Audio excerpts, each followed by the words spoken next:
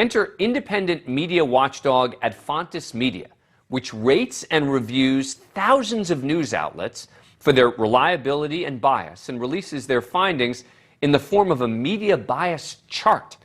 The higher up on the chart the outlet is, the more reliable its news coverage, and in terms of bias, the closer to the middle an outlet is, the less biased its coverage is perceived. But I'm so curious about how this chart is put together. What metrics does Adfontis use to come up with its ratings? How do they ensure their own ratings aren't biased in this hyper-partisan media environment? Joining me now to answer these questions and more is Adfontis Media founder and CEO, Vanessa Otero. Thanks so much for coming on the show. Appreciate it. All right, so everyone is going to want to know how you come up with these ratings and what metrics are used. Thanks so much for having me, Dan. I really appreciate it. So we use a content analysis methodology, and simply put, that is just looking at the content itself and the things that we can measure about it, like the headlines and graphics, individual sentences, the expression, the veracity, and for political bias, looking at various factors that place it from left to right, whether that be political position, the language that's used to characterize opponents and issues, and comparison metrics like omission and topic selection. What it fundamentally comes down to is what we're doing is looking with real human analysts at individual articles, individual episodes, and we're not just doing opinion polling. We're not asking people, do you trust Fox News or do you trust MSNBC? Because the answers to those questions will typically tell you more about the viewer or listener than it will tell you about the show from a more holistic point of view. But how do you ensure that the people doing the rating aren't biased in their assessments? Impossible. We are biased. So all of us are biased. I'm biased. You're biased. Anything that's produced by humans is inherently biased. But we have a right to expect that there are certain positions in society and in the world that can try to mitigate their bias as much as possible, like journalists should try to mitigate their bias, judges and referees, and organizations that rate the news should try to mitigate their bias. So that's what we do. So for us, it's really important to have, in order to mitigate that bias, is to have viewpoint diversity. So when we have, and diversity of other sorts as well.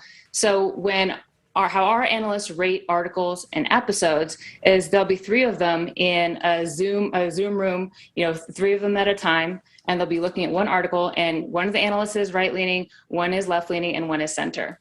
So they'll look at the article, they'll score it on their own, and then they'll look at each other's scores and discuss any discrepancies.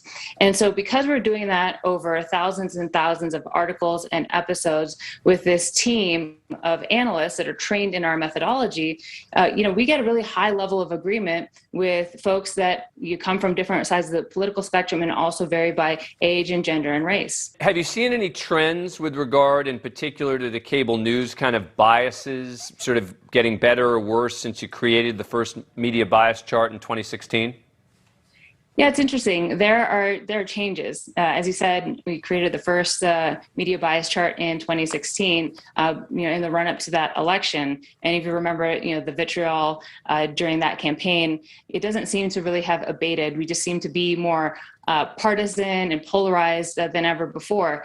And some networks and individual shows have, and individual web outlets have doubled down on this formula of outrage and more partisanship and more opinion, whereas others have seen the demand for less of that, right? I mean, lots of folks are tired of extreme partisanship and just hearing pundits and opinions for hours and hours on end. So there are certainly shows that are in networks that are trying to fill that gap, fill that opportunity, because folks are demanding a better media diet. Yeah, and I have to ask how News Nation and Dan Abrams Live fared in terms of your analysis. How we came up with the rating for your show is we sat and watched several episodes of Dan Abrams Live and rated them according to various different individual metrics like expression, how the reporting is expressed as fact reporting or analysis or opinion. And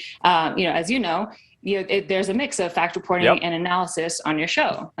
What we're doing here is essentially that. Yeah, no, I don't hide it. See, that's the difference between me and some of these others. I don't pretend to just be doing a newscast, right? I admit that I am being transparent with my viewers about what my position is. I'm doing analysis, I'm providing context, and I was relieved, pleased to see that you had us right there in the middle in terms of bias, in terms of politics, because we really do strive to have both sides on this show. Vanessa, it's a fascinating experience to go on there and look everything up. I spent way too much time with it today, and we appreciate you coming on the show.